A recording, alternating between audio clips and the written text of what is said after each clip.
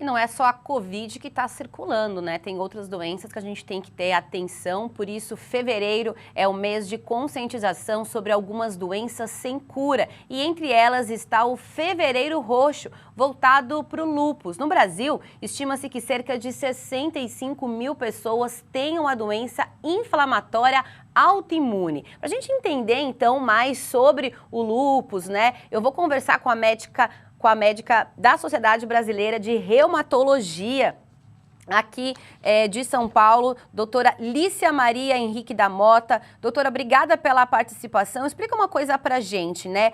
O que é lúpus? Apesar de a gente ouvir muito, às vezes a gente fica sem entender exatamente o que é, quais são os perigos. Bem-vinda.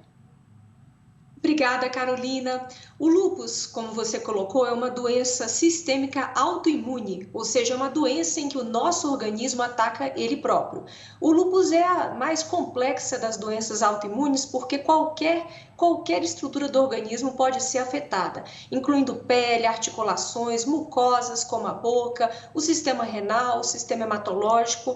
Então, ela é uma doença potencialmente grave e com risco de vida. Mas é uma doença que, se diagnosticada precocemente e tratada adequadamente, tem controle. E aí, doutora, tem alguma idade em que se observa mais a incidência, né, de casos ou a doença aparece?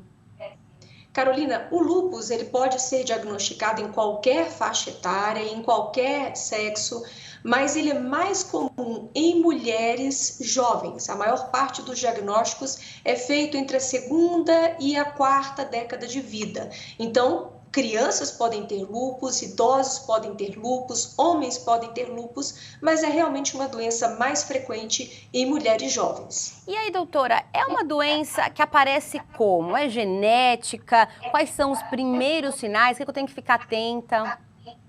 Essa é uma doença que a gente chama de multifatorial, ou seja, vários fatores influenciam no surgimento do lúpus. Há uma predisposição genética, ou seja, existe uma agregação em pessoas da mesma família, mas também existem fatores ambientais, como determinadas infecções, a exposição ao sol, à radiação ultravioleta, existem fatores hormonais, existem múltiplos fatores que levam ao desencadeamento da doença. Os sintomas mais comuns são lesões na pele, sobretudo uma sensibilidade da pele ao sol, podem surgir lesões avermelhadas em face, que inclusive dão nome à doença, que a doença lembrou face de um lobo, né? Então, são manchinhas vermelhas que aparecem aqui na área, sobretudo da bochecha, pegando aqui a base do nariz, e dores articulares. Mas é uma doença que pode afetar vários órgãos e sistemas, então outros sintomas também, como anemia, alteração da função renal, podem acontecer.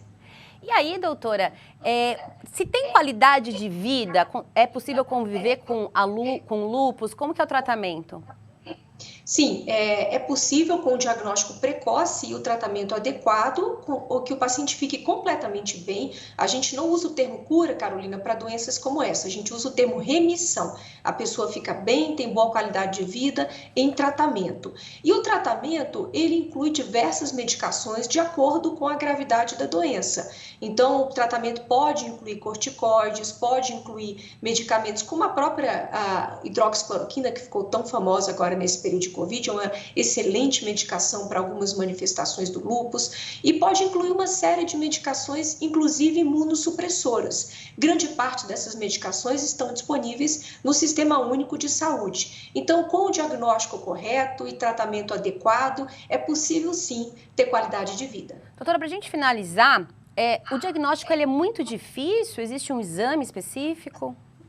O diagnóstico é complexo porque essa é uma doença que ela tem ela é multifacetada, ela pode vir de várias formas. Então, o diagnóstico é complexo e, em geral, vai requerer a participação de um especialista, que é o reumatologista, no diagnóstico e no tratamento. Existem exames, inclusive um exame de sangue, uma dosagem de anticorpos, que é o FAM, que é muito importante no diagnóstico, mas o diagnóstico ele não é baseado só em um exame específico, é na conjunção, no agrupamento aí de sintomas, de alterações no exame físico e também nos exames de sangue que vão ser interpretados aí por um médico com experiência nesse tipo de doença. Doutora, muito obrigada pela participação, por fazer esse alerta. Acho que a pandemia acendeu aquele sinal para a gente cuidar um pouquinho mais da nossa saúde, né? Obrigada, até mais.